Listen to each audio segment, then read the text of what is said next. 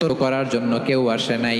কুল্লামা উলকিয়া ফিহা ফাউজুন সাআলাহুম খাযানাতুহা আলাম ইয়াতিকুম নাযীর। সুবহানাল্লাহ পড়েন। আলাম ইয়াতিকুম নাযীর, কোন সতর্ককারী আসে নাই? বিশ্বনবী নাযীর হয়ে, সতর্ককারী হয়ে পৃথিবীতে আসলেন। তিনি জাহান্নামের ব্যাপারে উম্মাহকে সতর্ক করেছেন। জান্নাতকে যেমনি তিনি চমকপ্রদভাবে উম্মার সামনে পোট্রে করেছেন, চিত্রায়িত করেছেন, ঠিক অনুরূপভাবে ভয়ঙ্কর জাহান্নামকেও তিনি এই উম্মার সামনে পোট্রে করেছেন। জাহান্নামকে কিভাবে বিশ্বনবী উম্মার সামনে পোট্রে করলেন, চিত্রায়িত করলেন, শুনতে মনে চায়? সিলেটবাসী শুনতে মনে চায়?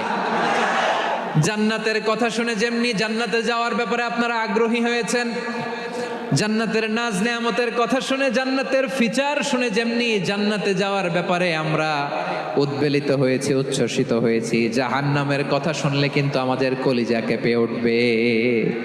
কিভাবে বিশ্বনবী পোট্রে করলেন? বিশ্বনবী বলেন, নারুকুম হাযিহিল্লাতী ইউকিদু ইবনু আদম জুজউন মিন ৭০ জুজআন মিন হাররি জাহান্নাম।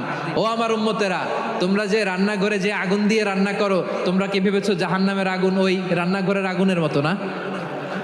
আপনারা কিচেনে যে রান্না করেন, রান্নাঘরের আগুন আর জাহান্নামের আগুন তো একই না? সিলেটের ভাইরা বুঝে থাকলে উত্তর দেন। কিচেনের রান্নাঘরের আগুন আর জাহান্নামের আগুন এক না? একরকম?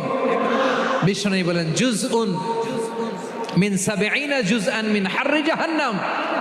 জাহান্নামের আগুন দুনিয়ার আগুনের চেয়ে কমপক্ষে ৭০ গুণ বেশি তেজওয়ালা। জাহান্নামের আগুনকে আল্লাহ নাম দিয়েছেন নারুল্লাহ। এটা আল্লাহর আগুন, নারুল্লাহিল মুকাদা আল্লাতী তাত্তালিউ আলাল আফিদা, যেটা কলিজার মধ্যে যে ধরে যায়।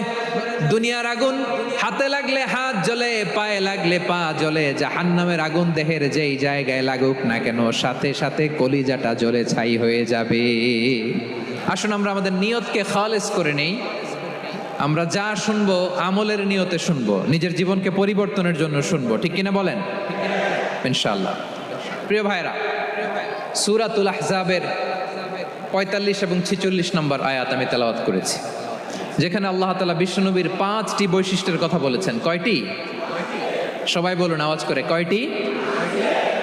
৫টি বৈশিষ্ট্যের কথা আল্লাহ তাআলা এই আয়াত দুটিতে উল্লেখ করেছেন। বিশ্বনবী সাল্লাল্লাহু আলাইহি ওয়াসাল্লামের জীবনী, ওনার বায়োগ্রাফি নিয়ে কথা বলাটা দুষ্কর, কারণ এটার কোনো শেষ নাই, কুল নাই, কিনারা নাই, বিয়ন্ডলেস, বাউন্ডলেস, বটমলেস। সুবহানাল্লাহ বলেন। কারণ তিনি তো এমন নবী যিনি হ্যাঁ